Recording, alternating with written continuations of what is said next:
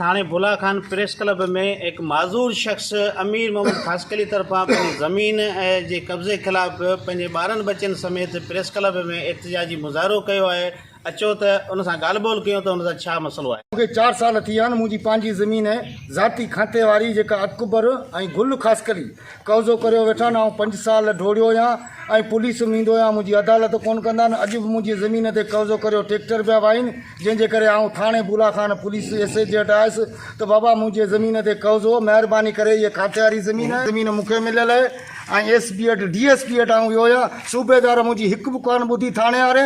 मुंहिंजे ज़मीन ते ट्रैक्टर पे हलियो, पोइ आउं हिते प्रेस क्लब में आयो आहियां। ऐं वज़ीर आला सिंध मुराद अली शाह खे, बिलावल भुट्टे खे अर्ज़ु थो करियां त महिरबानी करे मुंहिंजी ज़मीन तां कब्ज़ो हटाई। ज़बरदस्ती माना ट्रैक्टर हलायूं, असां वियासीं हुन विढ़ण वारी ॻाल्हि कई, आयासीं थाणे ते केस ॾिनोसीं, न वरितऊं असां। गुल ख़ासकली ऐं अकबर ख़ासकली ज़ोर ज़बरदस्ती सुबुह जो ट्रैक्टर कारान बनीअ ते, असांजी केरु ॿुधे ई कोन। सुबुह जो बिरोई साहब खे चयोसीं, तंहिं चयो वञी लेटर वठी अचो कोर्ट जो।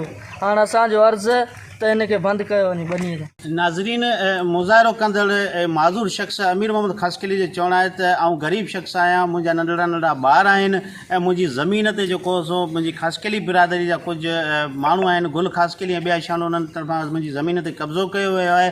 उन हवाले सां मूं S S P Jamshoro S जो थाणो भुला खान खे पिणु आगाह कयो आहे, पर को बि मुंहिंजो तदारक नथो थिए।